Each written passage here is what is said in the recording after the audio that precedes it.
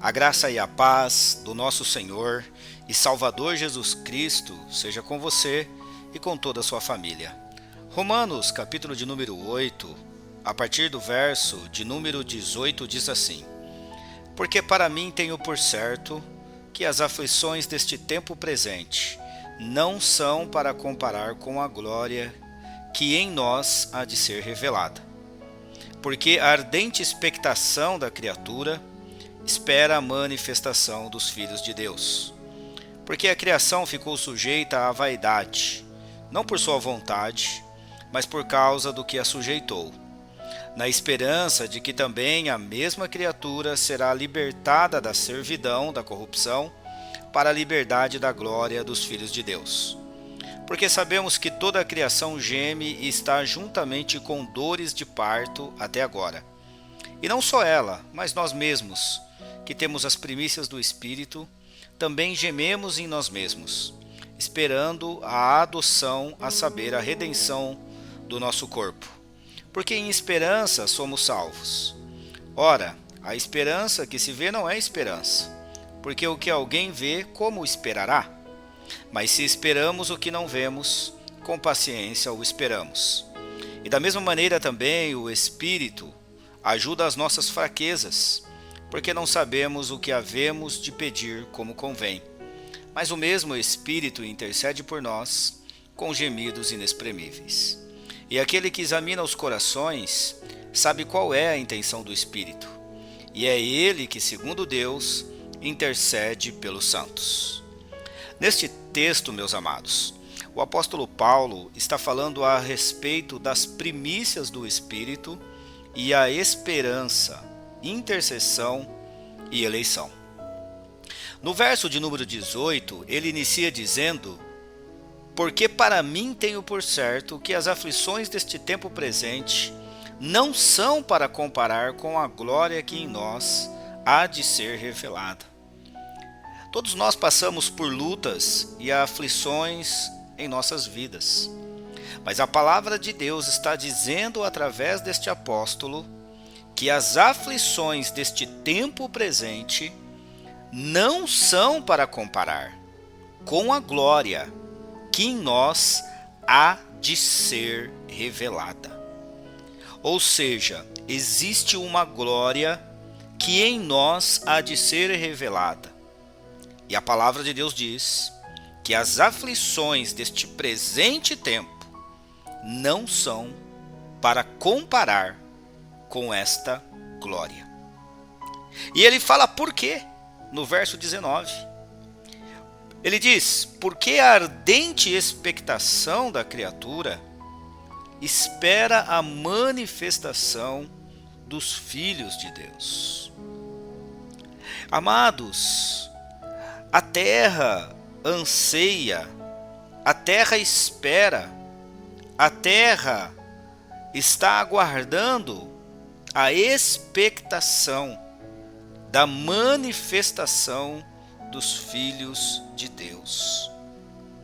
Existe uma ardente expectativa, existe uma ardente espera pela manifestação dos filhos de Deus, dos lavados e remidos no sangue de Jesus, naqueles que são dirigidos pelo Espírito Santo de Deus.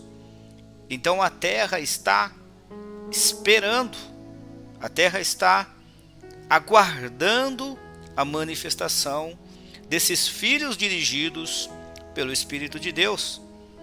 E ele diz no verso de número 20: Porque a criação ficou sujeita à vaidade, não por sua vontade, mas por causa do que a sujeitou. Ou seja, a criação, a natureza, as pessoas ficaram sujeitas à vaidade pelo pecado que a sujeitou. O pecado, amados, destruiu todas as coisas. O pecado, quando entra no mundo, ele deturpa primeiramente o ser humano e também toda a terra, porque a terra, ela é governada ou era governada pelo Senhor. E quando o homem peca no paraíso, ele permite que o conhecimento do bem e do mal entre nele e ele fique sujeito ao pecado. E não só ele, mas ele também sujeita à natureza. Porque a natureza ela responde de acordo com a degradação que é implementada pelo homem. Mas a palavra de Deus diz aqui no verso 21, na esperança de que também a mesma criatura será libertada da servidão da corrupção para a liberdade da glória dos filhos de Deus. É isso que a ardente expectativa da criação aguarda. Essa manifestação dos filhos de Deus, na esperança de que também essa criatura que um dia foi caída, ela seja libertada da servidão, da corrupção, para a liberdade da glória dos filhos de Deus.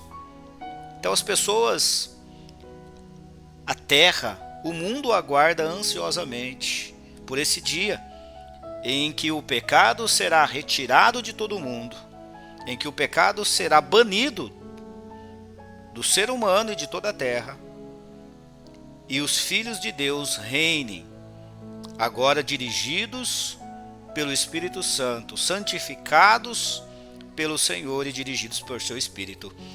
Verso 22, porque sabemos que toda a criação geme, está juntamente com dores de parto até agora. É uma verdade. Toda a criação geme e está juntamente com dores de parto até agora. Então, existe um gemer de toda a criação.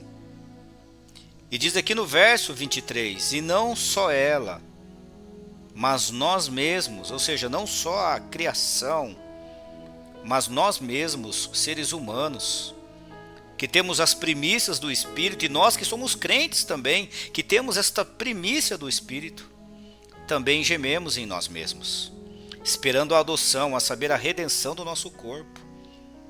É verdade, irmãos, nós, embora lavados e remidos no sangue de Jesus, nós ainda temos dentro de nós o velho homem, e esse velho homem é o homem da corrupção, é o homem do pecado.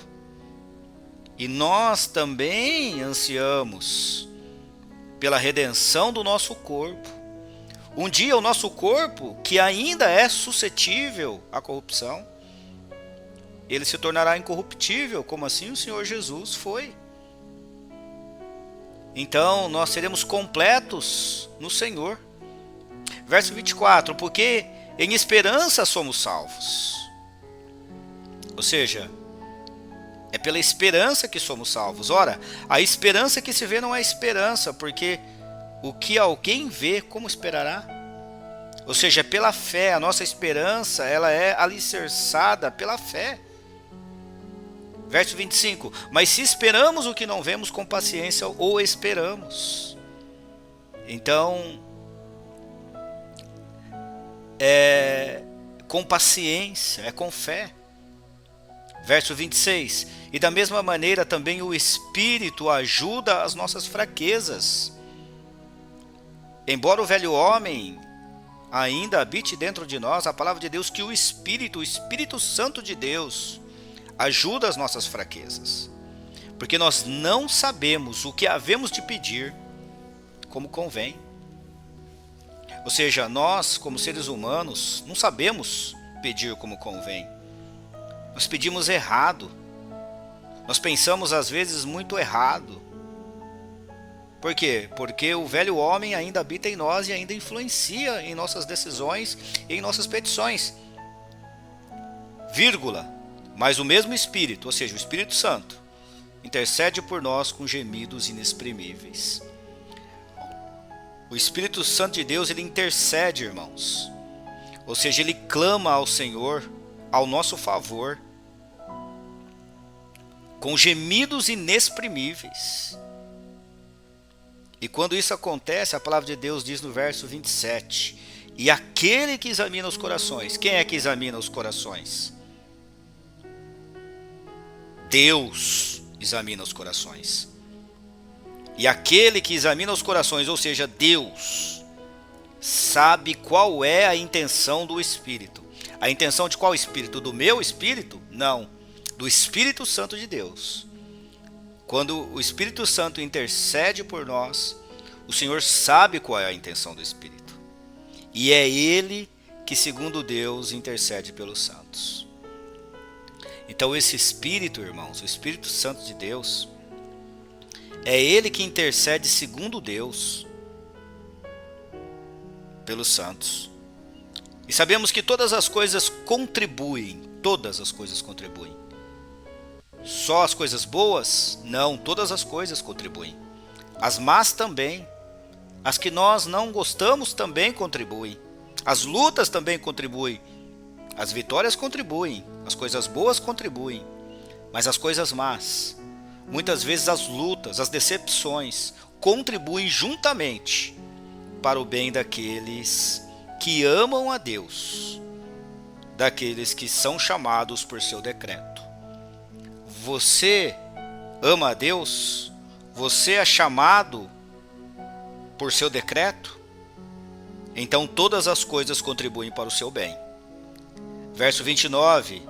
Porque o que dantes conheceu também os predestinou, para serem conformes à imagem de seu Filho, a fim de que ele seja o primogênito entre muitos irmãos. Que palavra maravilhosa, irmãos. Que essa palavra venha fazer parte da minha vida todos os dias. Que essa palavra possa fazer parte da sua vida todos os dias. E assim, o nome do Senhor ser glorificado em mim e em você, através de mim e através de você, para a glória do nome do Senhor. Amém? Que Deus te abençoe e até a próxima.